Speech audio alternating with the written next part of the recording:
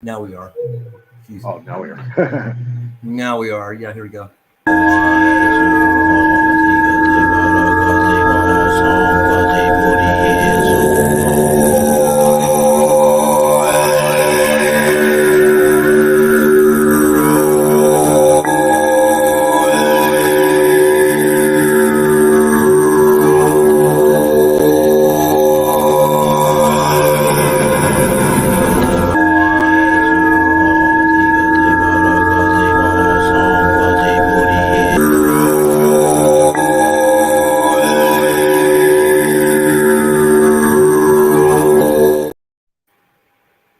And we are live.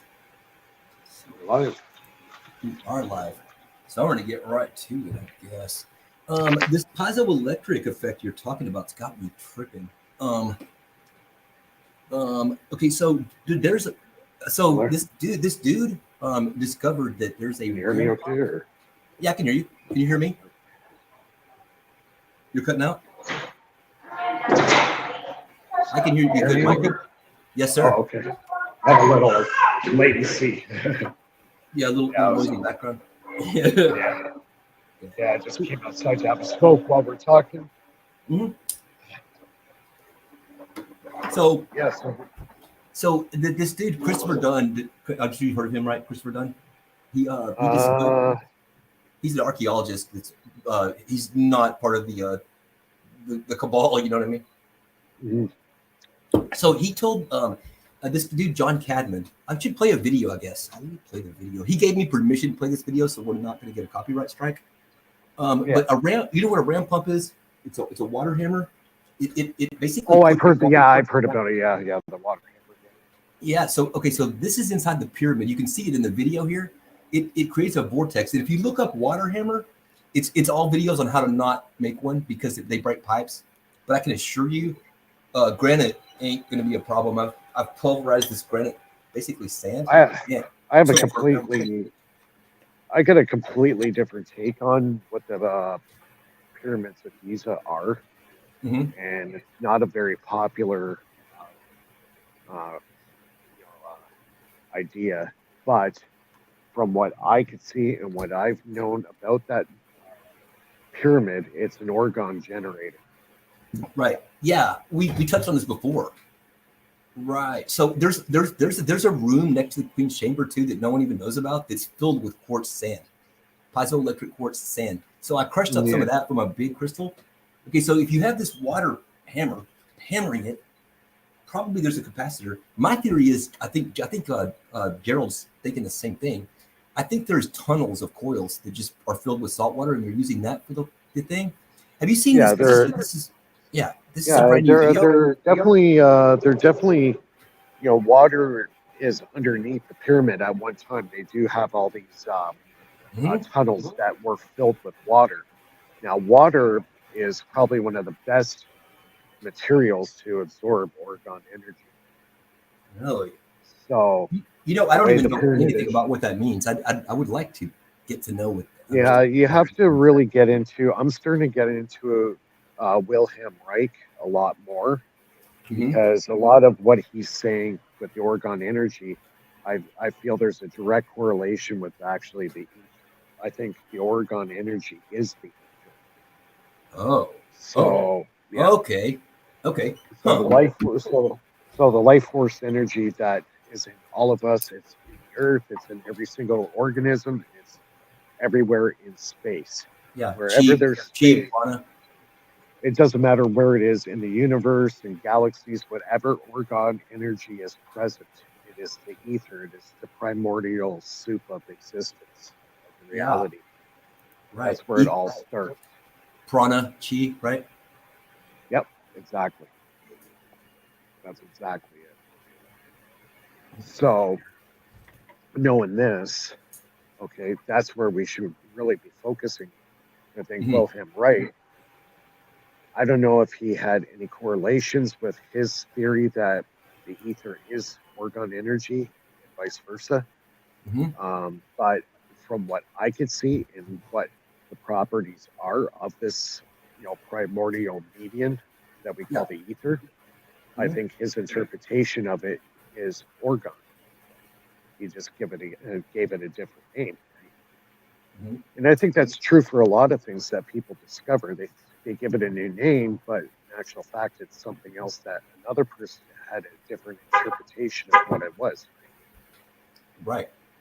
So So check out this. I probably shouldn't play it. I did ask for permission, but he hasn't given it to me yet. This is Jay from the Plasma channel. You know this guy?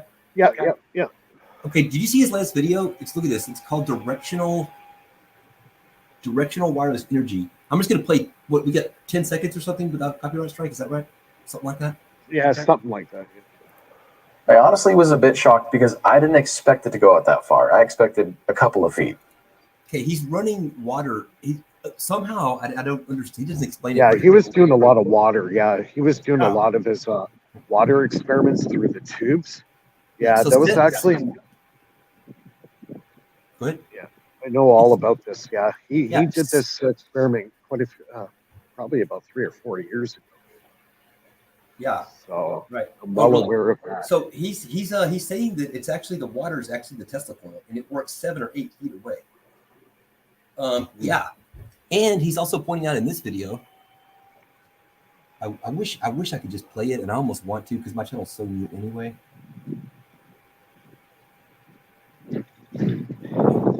Here. No, he has some good stuff. He did the Yeah. electricity from the atmosphere. He did those. Made some decent stuff. Right. And yeah, he's got this one too, which is geez, what is it? Lord, if I had that open. Where he points out that distilled water is actually the best insulator known to man. So just by adding salt, you can make it anything, you know? Yeah, you add salt to it and make it super conductive. He made a Marx generator with it looked like 6-inch lightning bolts. Which how many volts is that? It's like it multiplies 60,000. Oh, at least. Yeah, I heard 8,000 is about a centimeter. Well, to make 1 inch of electricity, like a spark, 1 inch takes 12,000 volts. Yeah. Okay. Yeah. Right. Yeah. So, this is very interesting. He closes the valve on the water, and he can dim the lights with the valve. Isn't that crazy? Yeah. This is a cool video. And by the way, for anybody watching, this video is in the description below, so you can watch it. It's really trippy. It's real fast too, though. It's only like 3 minutes long. Too bad. So let me play this John Cadman. Let me see what you think of this, especially with do you mind if I talk about your piezoelectric? I'm not going to give any numbers or anything, but the fact that it does seem to benefit a resonance, and you know what I mean? Well, it's basically the best way I can describe exactly what it is. It's a pacemaker for your coil. Oh, so look at you! That's such a great way to say it. Okay. The best way I could describe it, it's a pacemaker for a coil. So if you want to get that coil into harmonic resonance, the piezoelectric transducer, I'm using a barium titanate that's capable of 40 watts at 60 kilohertz. I can get that coil into harmonic resonance almost instantaneous. So when you, excuse me, when you get into harmonic resonance, that's when the coil really takes off and does exactly what it's designed to do. It's a pump. That's the best way I can describe what a coil is in a motor. It's a pump. Yeah. So when you fire the pump off like you do in a pacemaker with a heart, regular beat, it keeps it in resonance. Someone else on? So that's the best analogy I can put. It's a pacemaker for a coil. Okay, so let me ask you a question now. I have this. We already talked about that. Yep, that's the one I use. So what changes if you do like this? Like this is a 1400 watt tweeter, and it's got a giant magnet. Will that magnet affect things? Do you think, or do you have a theory? Or the magnet will affect. Yeah, the magnet will affect things as long as it doesn't affect the other components in the system. You might have to space things out properly so you don't have a Keep it away magnetic from high interference. voltage, right? Well, not just that, just other sensitive components that could be affected by a magnetic field, right? See, Oh, the way I design most of my projects, I try to keep them as analog as possible.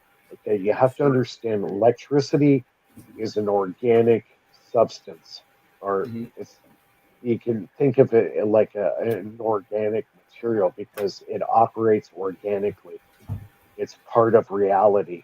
If it's part of reality, it's organic. And electricity, I feel, is very much organic in the sense that if you try to modulate it using MOSFETs and all these other, switching devices that are electronically controlled, you're taking the properties of an organic substance away. Right. So I try to fire things off using mechanical switching. And the Yeah, in the mechanical lowest switching, possible. and yeah, and it doesn't alter the natural state of the energy. And I think that's where a lot of people have gone wrong. Like they might think they're getting a lot of good results from using MOSFETs and stuff like that. But if they ever try the configuration I'm doing, number one, it's not going to blow up. Okay. Mhm. Number two, it's never ever going to overheat, which is a huge problem in a lot of people's projects that Oh they'll burn well, up and can destroy. you explain why? Well, when you start firing, 3/4 of a kilowatt of power through a MOSFET, the MOSFET's not going to like that too much. Oh, I know. I had to stack You're six you're in gonna parallel you're gonna uh, yeah, to even handle and it. you're gonna fry it, Yeah. guaranteed. You have a spike that I'm getting. Like I'm just kind of speculating on the amount of power that's coming out because when you're putting power in that high of potential in a pulse DC frequency, it's very, very hard to get an accurate reading on the actual watts coming out. But from what I understand, from what Jeremiah was telling me, in the last show, that I'm probably also generating a huge amount of current behind it. That's why I'm able to power so much.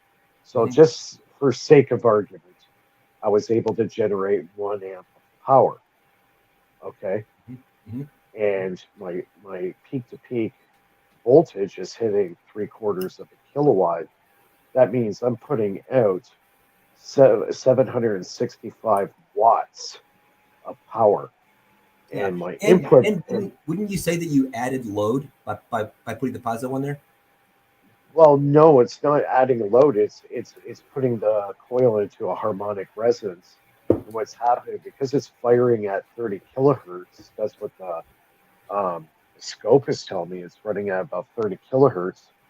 It's now hyper resonating that coil to the point where it's like it's vibrating. Yeah. Yeah. It's the best Absolutely. analogy I can make. And when you make a coil vibrate like that at a high frequency, the coil just takes off and the power just goes right through the freaking roof. Right. So my And plan is to see if I can extend the range of a Tesla coil doing the same thing. well, I don't think there's any problems extending range. If you're firing a well-built Tesla coil, you're creating longitudinal waves that can travel thousands of kilometers a second Yeah. Yeah. with basically no losses because it's not running on a magnetic um, Yeah. potential. It's running on a scalar potential. Yeah. And when you Hey, run with scalar potential, there's no losses. well, Okay. let me ask Now, you a question, another question, if you don't mind, or go ahead. Go ahead. Sorry. no, the point is when you're running, say, a regular, radio frequency transmitter, it's working on electromagnetic medium. Okay. Mhm. And the losses are so high. Eric Dollard said at some point in one of his lectures, he says it's almost to the point of actually having resistance in that transmission.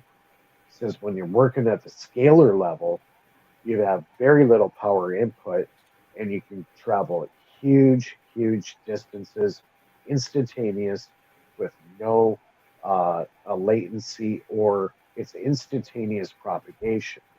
So, for example, they're using a cell phone transmitter on those rovers that are on Mars right now. Okay, they run on electromagnetic frequency.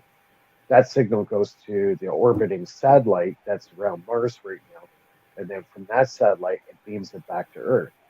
So this process, just to send one signal back to Earth, takes 35 minutes. Yeah. Okay. If you're using a longitudinal scalar transmission like Tesla designed, it would be in real time. There would be no latency. It would be instantaneous propagation. It would be like you were talking to a person in the room, like we Wait, are right now. let me make a statement and tell me if you agree or disagree.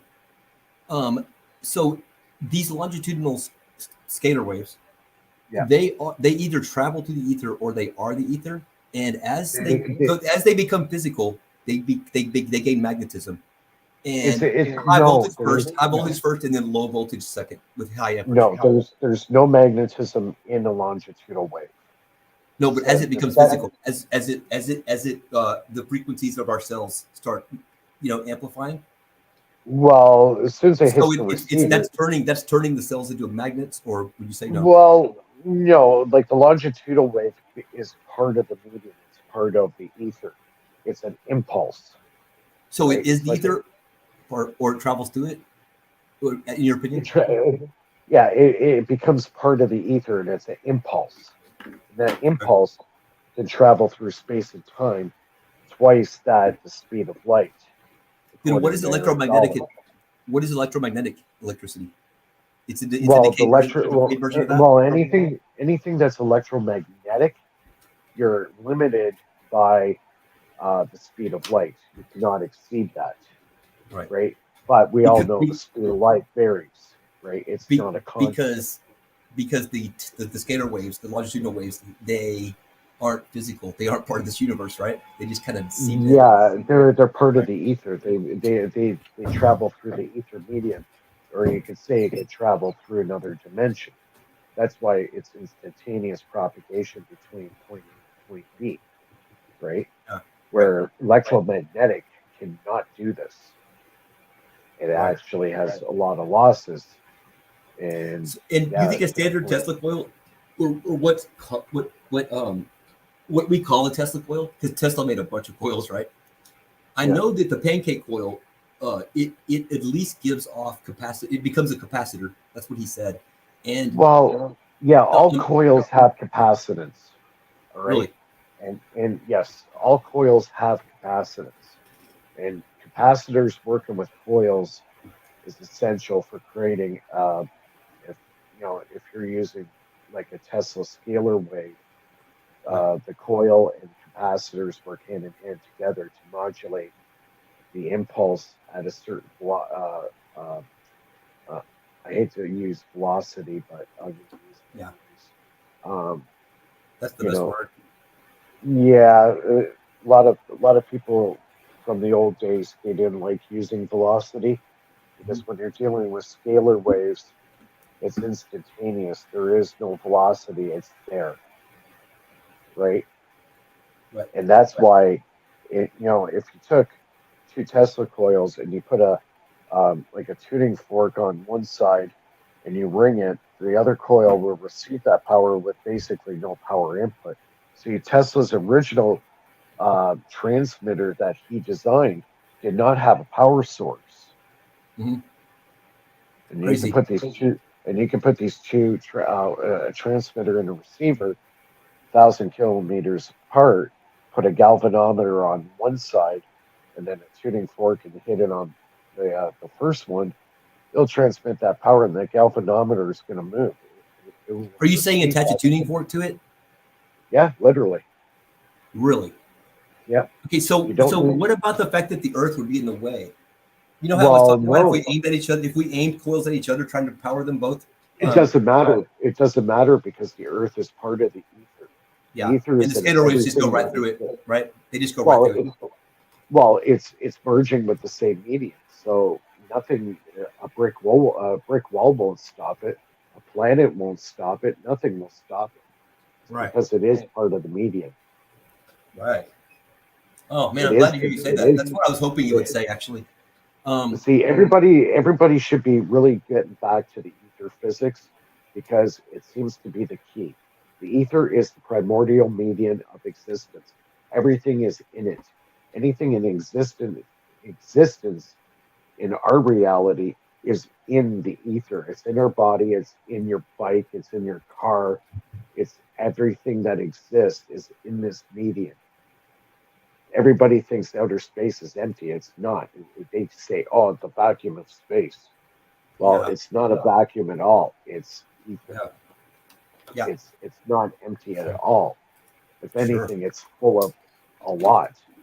We just can't see it. Just because we can't see it doesn't mean it's not there, absolutely.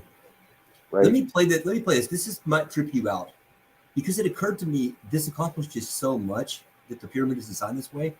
The ram pump, it literally uses a vortex of water. It comes in and goes bam like this, and it makes a human heartbeat. And to Yeah, me, I think this would basically the whole Mediterranean. You would be able to, if you sped this up to what everybody's heart rate is, and slowly let them, like the tuning fork, all collect together. You could literally slow down and speed up people's pulses. I think yeah. that's really a Because thing. yeah, it's because Sorry. when you're running water through the earth has a natural frequency resonance of 18 kilocycles. Mhm. Okay, everybody thinks it's 432 hertz in that range there. That is what the resonant frequency of the earth. Actually, it's not. It's actually more towards 18 kilocycles. That's the natural heartbeat of the planet. So what Tesla was doing, that was one of his biggest discoveries at Colorado Springs. He was able to send an impulse into the ionosphere at the same resonant frequency of that, and it was able to go around the planet, come back, and then hit a receiving unit. Now, tell me that's not crazy. Sending a Yeah. signal, go around the Earth, come around back the other side, and hit his transmitter on the opposite end. So Right. he understood this very, very well, where a lot of people did not. The only person that knew anything what Tesla was talking about was J.J. Thomson. And those two are pretty close as far as theories and what they believe what the ether is, right? Yeah. Yeah. So yeah, the problem is, academia got in control. The bankers didn't want this stuff out, so they suppressed Tesla into a homeless man and basically, pulled the plug on him, so to speak. And for a guy to have that happen to, meanwhile, he just basically changed the course of human history forever with his inventions, and they do this to him. I'd be a pretty damn bitter person if somebody did that to me. Man, So that's one way to right say it. I after, would be like, vengeful about it. I it's think. his Um. story is a very sad story in the end because he got screwed so bad. Yeah. He totally transformed. If it wasn't for Steinmetz, the mathematician, and Tesla, we'd still be using candles right Right. now. Those, Tesla, Steinmetz, J.J. Thomson, those guys are the, the real godfathers of, the centuries, after. And, we're still using the same technology that was done, 125 years ago, right? Yeah.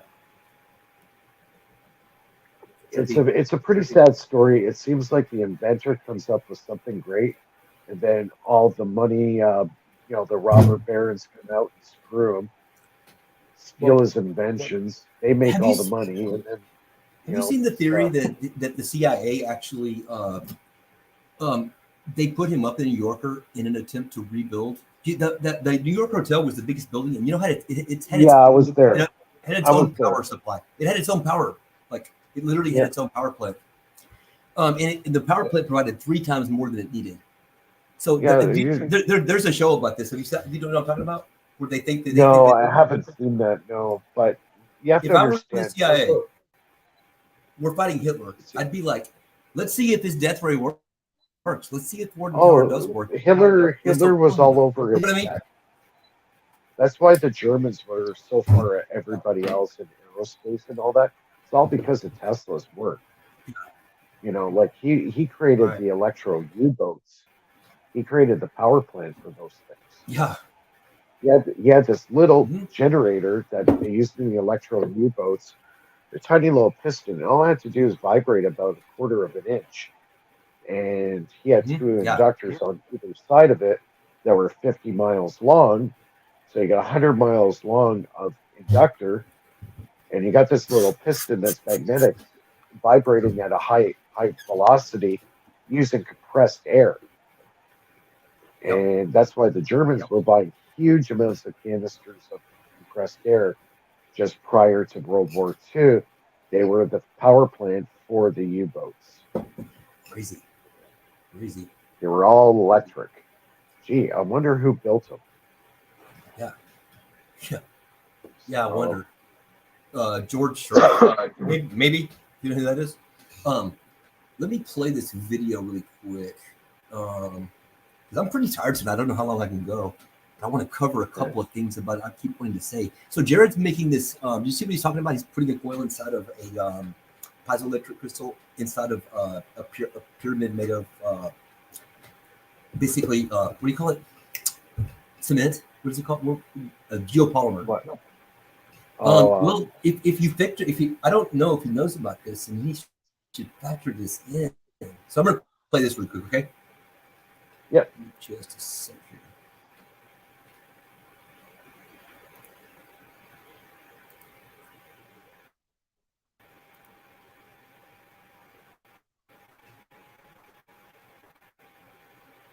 Might take a minute. My Wi-Fi is slow. Probably because I'm making the whole Faraday regarding cage. ancient technique. Discovered may give us great insight to the ways of the ancient path. Yeah, I got too much lag. Yeah, it's because of my internet. What would something like this have been used for? How did and why did they create something like this? The questions may be endless. Hopefully, we have not lost touch too much to understand the importance of this discovery. Saw this book on the shelf, 552 in the alternate history sort of area. I checked it out. I was just looking at the pictures and the drawings, and I came across Edward Kunkel's pictures, and he had said it was used as some sort of pump. And so I reproduced that same model back in June of 1999. April 3rd, 2000, first try, it ran. Pushed the valve in once and it started running. Immediately what happened, the whole 500-pound block of cement and rock and rebar was pulsing. Boom, boom, boom, boom, boom. And the first thing that came to mind was exactly what Chris Dunn had written, that there was a pulse that was emanating from that room, but he knew the mechanism was in there. Immediately I knew, oh my God, Chris, you're right. I added model with glass top and the glass side. I used little ink jets. And I had little nozzles and valves on the side of it, so I could determine all the fluid dynamics within the room. I was absolutely shocked to find that it wasn't vortex in there. Extremely complex vortex. It had a heartbeat pulse at the time. And if you set it up a certain way, it actually does the pulse of a heart. It doesn't do a consistent, like 1 second per se. 1 second pulse is bump, bump, bump. It was actually doing strong and a short beat. Bump, bump, bump, bump, bump, bump, bump, bump. Whatever it is, whoever designed this, that's what they wanted. And Chris was saying, I had just come up with the name of the book, and it had to do with the Great Pyramid, the heartbeat of a civilization. I think the evidence is fairly clear that particularly in Egypt, and if you consider the system that they built at Giza, with the pyramids, the Great Pyramids specifically, they had developed an energy system that was harmonious. It was not only but it was harmonizing the plates, harmonizing the earth, and probably transmitting those frequencies throughout the planet. It's now become knowledge that these like Stonehenge and Karnak, that they actually do emit particular frequencies. In Washington, John Cadman gave us a tour of his scale model pyramid pulse generator. This device works completely off of gravity and no power is required. The implications of this technology are great, including energy and agriculture benefits. If it's but this would be the moat around it. That'd be the water level of the moat. There's kind of a static water level. And then it's just like from that.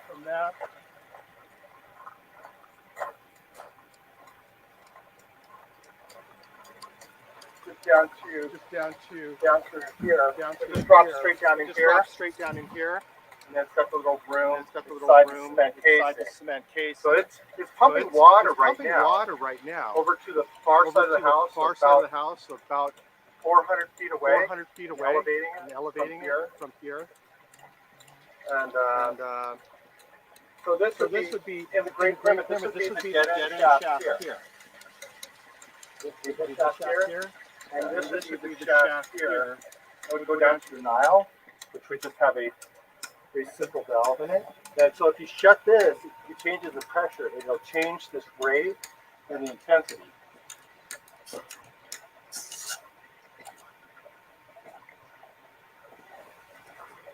Immediately. Whoever designed it, they used back pressure to change the pulse rate and the frequency and the amplitude to tune it for the pyramid itself. For the variation is the atmospheric pressure plus the temperature of the water. The temperature of the water changes the viscosity of the water, and that changes the speed of the sound wave traveling through the water. So you have to have a simple way to tune it. And all you have to do would be slightly close the valve or open the valve. And you can tune the whole frequency of the building by it'd be a very simple valve, like a little screw valve. The pulse is what causes the engine to start running. It's for the King's Chamber. The King's Chamber is a freestanding, completely crystal room. Because it's rose quartz granite. It's freestanding from the exterior limestone walls, and then it's tuned. So when you cause that to resonate, the whole King's Chamber would resonate all by itself. And that would cause the machine to start running. This is technology that has been proven that's been on this planet before the end of the Ice Age. All the archaeological evidence points to pre-flood, and that was 12,000 years ago. Was the flood. Energized water would increase the health of the plants, which we eat, increase our health, which is not necessarily a bad thing. The size of the pyramid itself would do it to a scale which would affect essentially all the fish, the animals, the plants of that whole area, or whole part of the globe.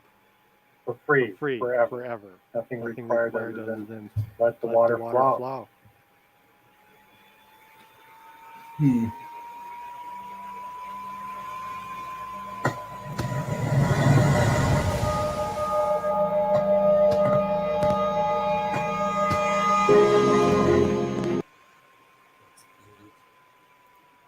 Trippy, right? Yeah. Pretty interesting stuff. And you could make a water hammer, even though no one teaches you how to do that, but it's really obvious. I'm just not a plumber. I did try to build 3 of these so far, and I tried to get a plumber to help me. I'm just not a plumber, and I made 50 million trips to the hardware store. Yeah. All for some, it's weird because it basically is two valves, opposing each other, and it just slams in there. That amount of pressure, that room's pretty big. This would hit so hard, and the way the pyramid would hit back so hard. If you put a giant piezoelectric crystal with either a coil and or a capacitor in there, and now you've got the outside shape being an antenna, for sure, probably is an organ generator and a speaker and maybe a teleportation tool. Yeah, definitely electrical, right? 100% chance. Yeah, and then you got this room full of you got this room full of piezoelectric sand, singing sand, he calls it, because it sings. Yeah. I already have a full bottle of that. I'm wondering if I pour it in the water, you know, and I put electricity into the water. Did you see the hydrodynamic drive thing I was making last night? Yeah. So you know about that. This, by the way, there's a video here. I'm just going to show it just for 2 seconds. And every video I'm playing on here is in the description. Let me find it. So this is what I'm talking about. And this is where I think the Dendera light wasn't a light. Why would they have an angle like that? And why would they be touching their heads to it? It's gonna burn you, right? I think it is a spinning vortex inside of there. Very well could be. Yeah. So I'm thinking either there's a floating coil in the bottom of it spinning a magnetic ball, which I have and I'm ready to set up. And I kind of want to do these for the first time on the air live, maybe just one a week because they stress me out. You know, doesn't all this stress you out? I hate it when I do something it's not how I expected it to act. You know, I want to be Tesla, not you have to not dickhead. Yeah. Which, by the way, if that theory is right about that, Tesla died rich. You know what I mean? And being able to fulfill his ultimate goal of why build one at Warden Tower when you can build one 10 times bigger? If he got to do that and got paid, could be. I like to think that the universe would have been good to him, dude. You know? Tesla died very poor, and everybody stole everything from him and shut him up and took his funding away. And that's when he went into becoming a total recluse, feeding pigeons in Central Park. Right. So I've been to some of those historical lands. Going to be. Right. I think I got this in the right place already. I'm going to play. Give me to play this just for a second, just so people understand. You see what's going on here?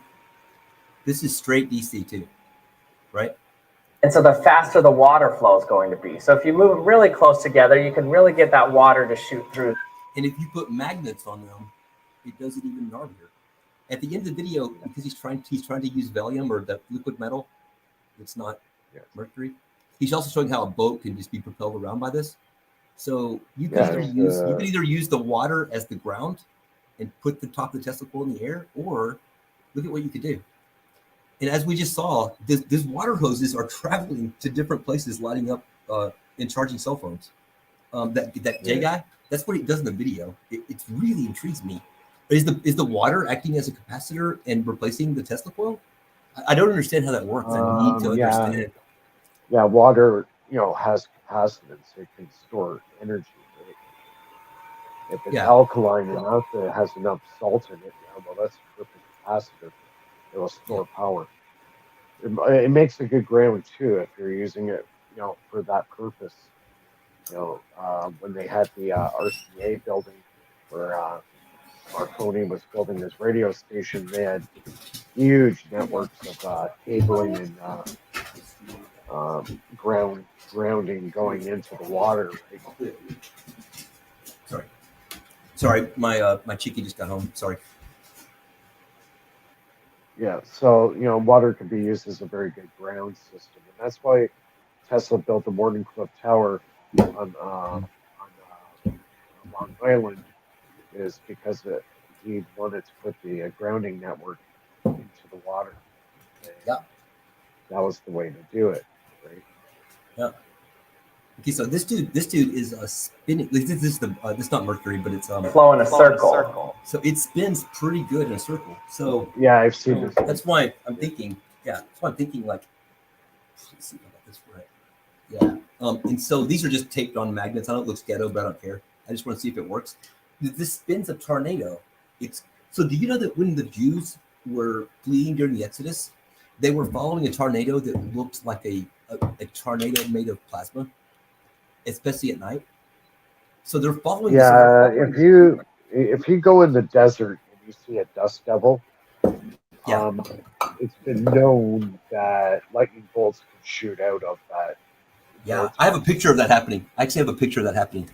It says "fuck this place" in general. It's not a meme I have. And also, I should post it. too, when volcanoes blow their stack, there's usually a lot of electrical discharges happening in the atmosphere when the volcano's going up.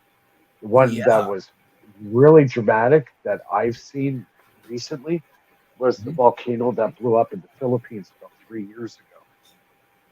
The Tal volcano. I actually climbed that one.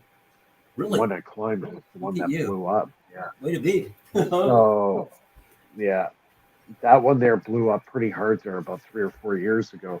And when the plume went into the atmosphere, it made a light show like you wouldn't believe. Like lightning, the most incredible lightning bolts came out of that. Sure. Yeah. So let me show you this real quick. Oh, for starters, I made a donut-shaped magnet. I basically made opposing magnets pushing against each other and slightly up, and then I filled the whole rest of it with iron filings, and then epoxied it. So I can lay this on that magnetic drive, which makes it way more powerful. Okay. Yeah. So now we're talking about that. So can you see this? Let's see. How well can you see this?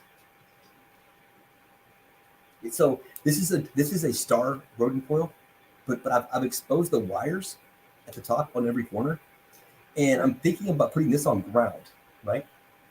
So if I start spinning this, this is Bernie's department. Hopefully he's going to be on soon. He said he might. So now we'll have this spinning. Well, you'll have hydrogen and oxygen coming out of here, right?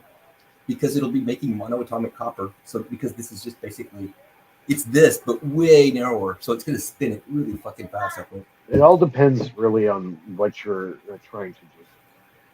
I'm trying to make lightning from this. Hold on one second. Go into a tornado. Go into a water spout. That's what I'm trying to do. Hold on 1 second, Frankie. Okay. What? After I finish this. Yeah, my chick just got home too. We may have to stop it. Yeah, they want to go to McDonald's. Yeah, my chick wants to watch TV, and I'm doing this right and not living on pretty much. Pretty rude. But yeah, it all depends what you want to do. There's so many different applications. I want to be an antenna for God. That's what I want to do. You know what I mean? I want to be a receiver, not a transmitter, but I want to understand this because I feel like it's there. Like science and religion are becoming the exact same thing right in front of our faces. Yeah, they're even telling us. If you want to do that kind of stuff, you should be studying Wilhelm Reich. Really? Okay. I have not at all. Yeah, you have to study him extensively, what he was doing. You have to understand ether physics, and just start from there. That's all I can really suggest. You got to do your homework. I've been studying stuff all over 20 years, so right. I've got a lot of in-depth knowledge in quite a few areas, but I'm finding, those quite a few areas do have relationships. Hey, can I say one thing real quick before we go? I have this theory about the rodent coils. So these two right here, I did the same thing. I epoxied iron filings to inside and out, and then I epoxied that. And these are counter wrapped, but they're on the same wire. So it's a bifilar times 2, right? See, the problem with the rodent coil, you can't transmit with it. It's a closed system. Right. It's the ultimate antenna, though, right? Right? No, it isn't. No, it isn't. Really? No. Okay, so the reason I think that what if we looked at it this way? Let me. The rodent coil is not designed to be an antenna. Right. Well, it's a rotating magnetic field, right? It's a rotating magnetic field, but it's not built to transmit. Okay, you'll radiate a field. Yes, if you're depending on how much power you're putting in it, you could get a field 3, 5, maybe 6 feet, but it's a closed loop. Okay, Now, if you use an open loop system like the Tesla coil, you can transmit to the other side of the universe in seconds, less than seconds. It's instantaneous. So the Roland coil is a closed loop system. So that magnetic field is in a closed loop. It can only go so far because the magnetism that it creates confines it to a certain space. But what if you put 80 billion, which by the way, real quick, now I've been wanting to ask you this. Okay, so what if I just take one of these little high voltage regulators, you know, the little short ones that look like a cigar, like half a cigar? What if I make that the primary coil and I put it into this thing that I made, which I'm going to be calling the staff of Aaron? Well, you'll be able to create a pulse and, you know, you'll get a bit of a wave. But, you know, and don't forget, the second you put a magnet into the scenario, you've taken away all the power. Yeah, well, I'm avoiding doing that, you know? Do not make it. You got to stay away from magnetics. If you stay with magnetics, you'll never get the properties of a scalar. It's no longer a scalar. The second you introduce magnetics in a closed loop system, the scalar wave is not there. It doesn't exist. Yeah, I guess I'm interested in spinning the water because I think these tornadoes are wormholes. A tornado is like a moving wormhole, I think. It's going to bend space a little bit. It's got so much torque, most powerful thing ever. So check this out. This is what I was going to say about the Rodin coils. So that's what I'm trying to do is just create a really gnarly magnetic vortex, especially in water. It has let the magnet spin in water, or use this thing. But this thing, it's gonna cause hydrogen oxygen, and maybe this is what's inside the pyramid. Maybe it goes. But watch this real quick. You know, Marco Rodin, he never actually did make it self-oscillate, right? No, he never could. What if this is why? Most textbook examples of magnetic fields look a lot like these examples. But in actuality, Johnson's mapping technology discovered that magnetic fields work more like these diagrams, with dual spins emanating from both north and south poles. He also discovered that the spins on one side tend to be greater than on the other. I hope this doesn't give me a copyright strike. I definitely don't have permission to use this. But the dude seems cool. I would let me use it. You know what I mean? Yeah. See, when you get corporations get the problem is, people have to understand a closed loop system always requires power input, right? And there's always don't all systems? Well, all electromagnetic systems all have losses, right? Until you can come up with a way of eliminating those losses. Anything that is electromagnetic will always have losses. Always. Well, did you see the Randy Powell thing, which I have played and I didn't get a copyright strike? In fact, they told me it was copyrighted, but it was okay to play it. That's what YouTube said. He said that the reason they minimize the loss is because they're bifilar or trifilar or whatever. And my theory is that when the wires are crossing, like they do constantly in those coils, they're canceling out the magnetic field on both sides, and so they self-cool. He even said that. You know what video I'm talking about? I can find it really fast. Although I can't go on much longer. My chick's gonna get mad. Yeah. But I think double stacking these might do that because look, you have to experiment, Frank. You have to. That's what I'm going to do. I'm going to do it live on the air so that it's like I did. You know, in the early days when I got into this, I had to do a lot of reading and I had to do a lot of experiments. And as a result of all these experiments, regardless if it was it worked or it was a failure, you learn something, right? You have to do it. You know, I've done years and years and years of experimentation in several different areas. It sounds hard. It sounds hard and scary, you know. And expensive. No, it's a journey that if you want to take it, you got to take it, and you got to learn right from square one, right? Yeah. The magnetism seems like something we should pay attention to also. But I'm really into scalar waves and the high voltage. The scalar is different. This is actually what he says. Everything on Earth, including every grain of sand, has this magnetic field around it, and this is what it looks like. And this looks like a double. That lines up in the north. You know what I mean? That's. Listen to what I'm saying, Frankie. I don't think you're understanding what I'm saying. The second you have a magnetic field, you'll always have losses. A scalar field does not have losses and actually does not need an energy input. Okay? Right. That's No, I know. I totally understand you. I totally understand you. What I'm saying is, I'm not really trying to do what you're doing. You know what I mean? I'm trying to make a wormhole or a way to talk to God. You know what I mean? Well, I'm not trying to do over unity. No, I see what I think is first you have to get a firm understanding of what electricity is right from square one. So you have to learn what electricity does, what its properties are, what you can do with it, what you cannot do with it, what's the difference between a scalar and a magnetic field. You have to go through these baby steps.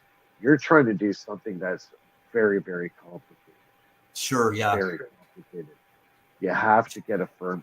I really recommend you start watching every single video that Eric Dollard ever did. Okay. Can we? That's what I did. I still listen. I still listen to lectures that he did 10, 12 years ago, and I'll listen to the video 50 times. I'll listen to that same video for a whole week. And what was the name? Reich? Wilhelm Reich? Yeah, Wilhelm Reich. And Dollar did. Just Google search it, Wilhelm Reich. Reight? Yeah, Wilhelm Reich. So, if you want to, get an introduction to orgone energy and what that's all about. Yeah, is it the green ray? The green energy? Well, it's orgone. Rosicrucians talk about? Yeah. It's ether, or he called it orgone. And so, do you think the pyramid's a generator for that? Yeah, very much so. Because the water was underneath the actual generator. The water sucks up orgone like a water sponge. And his cloudbusters used to have all these tubes hooked up to buckets of water that would go to his cloudbuster shooter, and they were filled with water, and that's how he was accumulating all this orgone. So water is a very big part of absorbing orgone. You have to read this stuff. You have to do your homework. Would you say a capacitor is an orgone battery? No, no. But no. I've heard it's longitudinal. No. Everybody thinks electricity is inside a capacitor. They're wrong. There's no electricity inside. No, there's none. It's static potential. It's on the outside. Static. It's between. Is it a vacuum?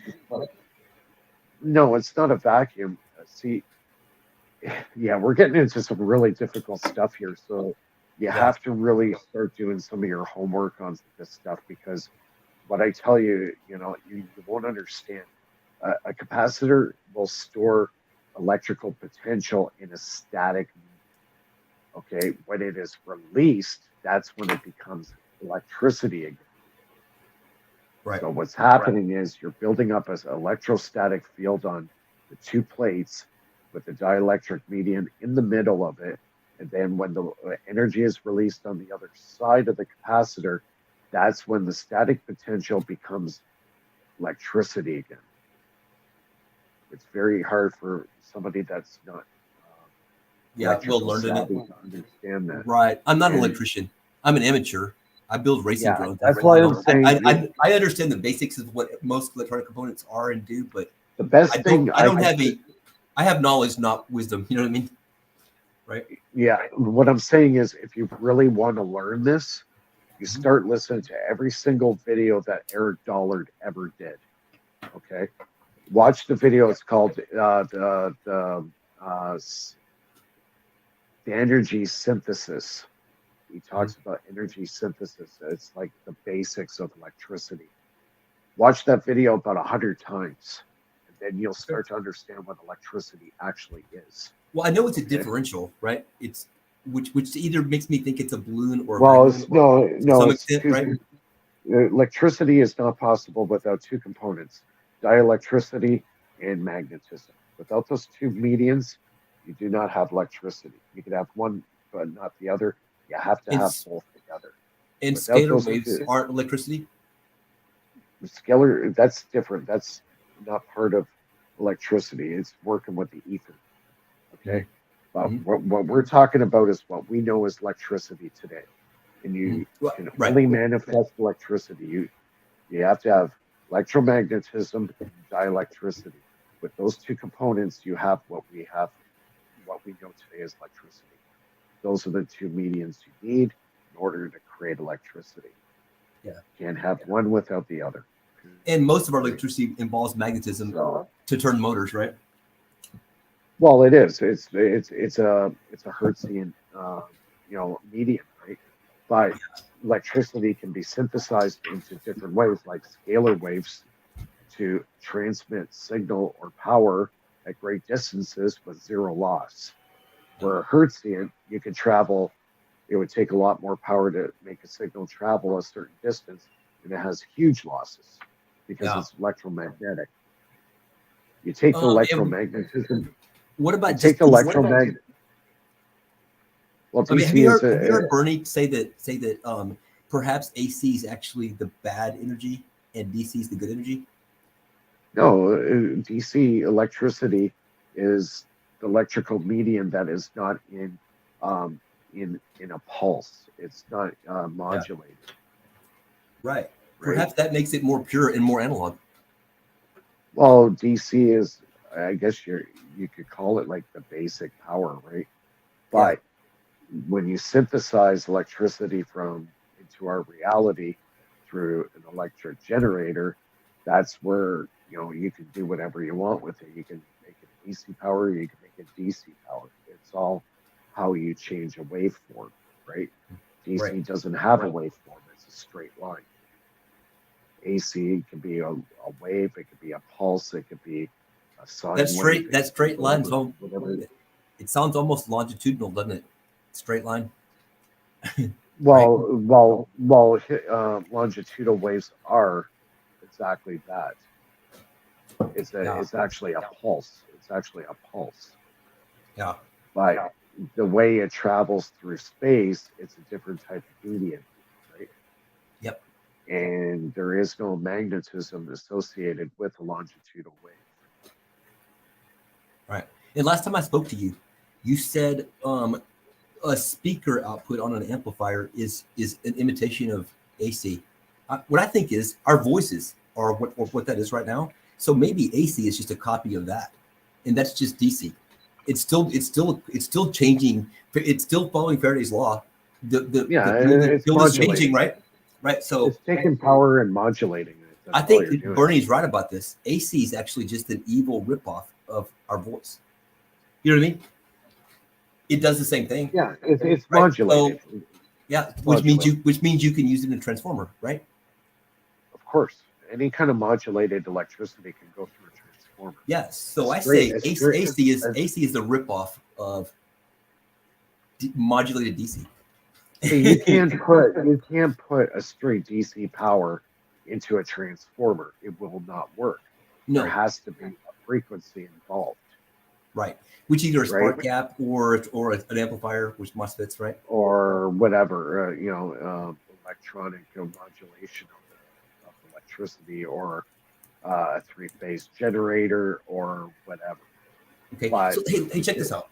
So in the Great Pyramid, the floor is separated from the walls like an elevator, like it's got like it moves up and down, and the door to get into it is exactly the same height as the sarcophagus. So they fill this with water, and any pulse hitting is going to reconnect. It's going to spill over onto that and maybe into the Ark of the Covenant, completing the circuit. You know what I mean? Right? Yeah. So that would be a way to this water ram pump would modulate. And the dude talks about it in the video. I don't know if I played the whole video, but you could change the pressure very easy. Therefore, the speed of it, you could speed it up. Probably not too very high. You know what I mean? Because the thing weighs tons. But I bet you could at least get 10 hertz, right? Or even more. Sure. Yeah. And so this makes sense to me that this is a giant. I think you're right. It's an argon generator. It's a Tesla coil. It's also an antenna and a way to talk to other dimensions or other planets. I think it's all in a musical on top of all that. You know, it's a radio. It's a giant radio that gives off scalar waves. Okay. Therefore, universes, wormholes. Let's skip that. I can go directly to you if you. Anyways, I got a jet here. I have. Right on. Me too, dude. Thanks for hanging out and talking to me. Yep. Anytime. Yeah. Hey, dude. Have a good night. I'm gonna end it. Yeah. Okay. Take care. Okay. Bye. Okay. Bye.